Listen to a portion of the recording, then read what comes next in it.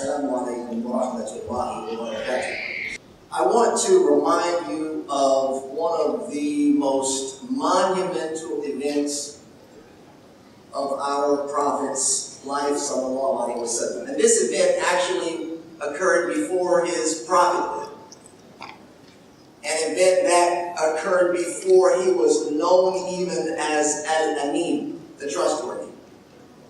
This event occurred before he married Khadija, radiallahu anha. In fact, this event occurred just a few years after his birth. And because it was such an early event, I think it tells of its great importance. The Prophet ﷺ was just a young baby boy, as was the custom of the Arab tribes. He was sent out into the desert to be nursed and raised by one of the families. And while he was out there, a very miraculous event occurred when he was playing with the young boys. This was narrated by one of the great companions of the Prophet ﷺ, Anas ibn Malik, radiallahu anhu, who was one of the closest of his companions, serving the Prophet ﷺ for a number of years. And he basically recounts the incident where the Prophet ﷺ was visited by angels. And the angels, they opened his chest. When they opened his chest, they removed his heart. And when they had his heart, much like today's open heart surgery, they removed from his heart an alaba, a clot. And they said, هَذَا حَبُّ الشَّيْطَانِ مِنْكِ. This is a portion of the shaitan. What often troubles our hearts as human beings, the Prophet ﷺ was purified of that. And then they washed his heart in a golden vessel with the water of Zamzam. They replaced the heart and then they closed his chest, sewing it together. The great companion Anas ibn Malik, after having, of course, spent such extensive time with the Prophet ﷺ, he had the opportunity to have seen the marks on his chest of that event. And it was not a unique occurrence. It was the first of two operations for the Prophet ﷺ, in which later on in his life, before he was ascended to the heavens, he was visited yet again, and his heart was cleansed once more. This story should draw our attention to the importance of the heart. Not the physical well-being or health, but the spiritual sanctity of the heart. The heart is central in our faith. In fact, it is the source of our salvation. It's the most valuable thing that we have as human beings. Allah subhanahu wa ta'ala, He mentions in the Quran, He says, يَوْمَ لَا يَنْفَعُ مَالٌ وَلَا بَنُونَ إِلَّا مَنْ أَتَى اللَّهَ بِقَلْبٍ سَلِيمٍ. That there will come a day when neither wealth nor offspring will avail you, but only one who comes to Allah with a sound heart. Will only find your salvation with a sound and pure heart. My dear brothers and sisters, it all starts right here in the heart, as it started with the Prophet ﷺ, with his heart being purified. The heart, you see, as we have come to understand, is the seat of our faith.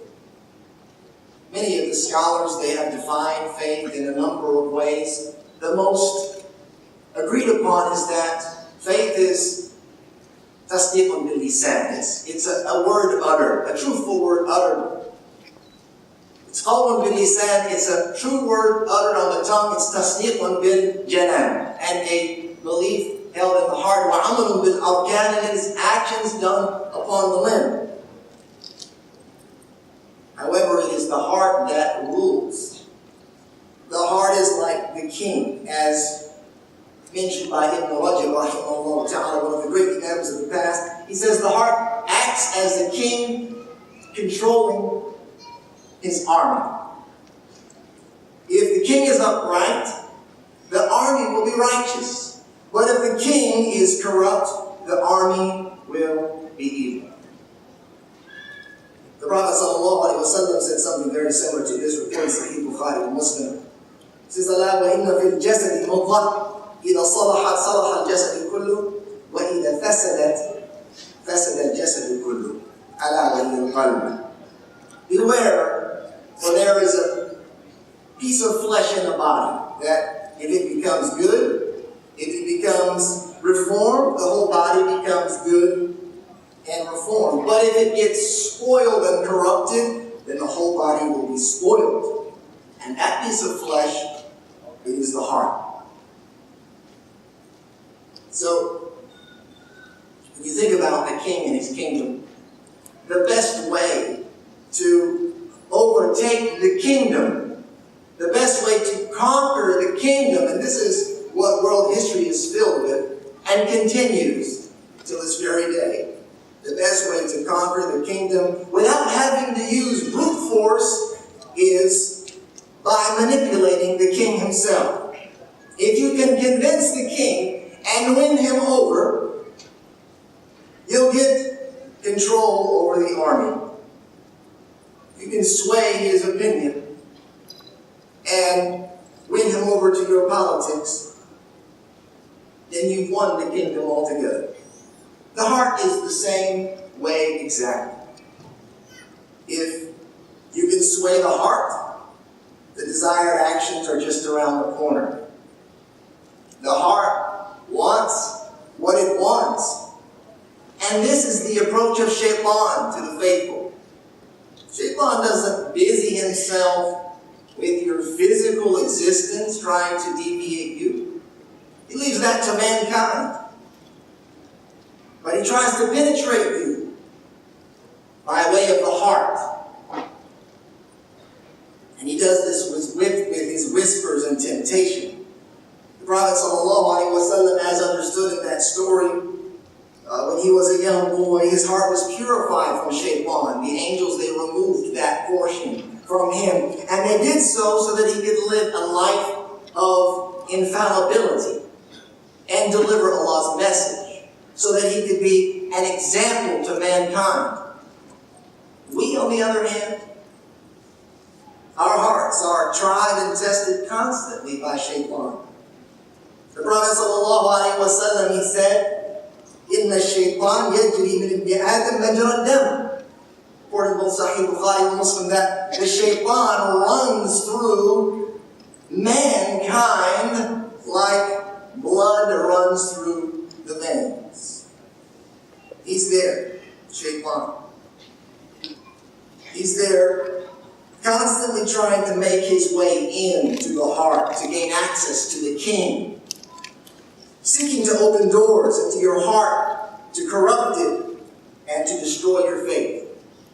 He plays on your innermost weaknesses of doubt and desire. He tries to unlock the doors of jealousy and anger. He tries to tempt your heart with lust.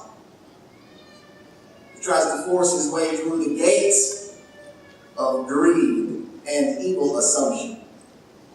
And like a fortress, our hearts must be fortified. If we are to stand a chance against the ultimate enemy, we must fortify ourselves. It was narrated in the collection of hadith by Imam Tirmidhi rahimahullah, and this actually has much to do with our first session by way of Zakaria. Prophet sallallahu alaihi wasallam, he said, Indeed, Allah commanded Yahya ibn Zakaria and 5 commandments to abide by. He commanded him to deliver 5 commandments to abide by and to give to the children of Israel. The 5th of those commandments, most important for our session today, was to remember Allah. Dhikrullah. It says, for indeed the parable of that, the remembrance of Allah, is a man whose enemy quickly tracks him until he reaches the impermeable fortress in which he protects himself. This is how the worshiper is. He does not protect himself from ash-shaytan except by the remembrance of Allah. This is your fortress.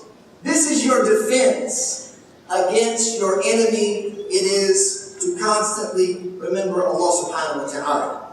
One of the greats of the past, Ibn rahimahullah, considered specialist of the heart, spiritually that is.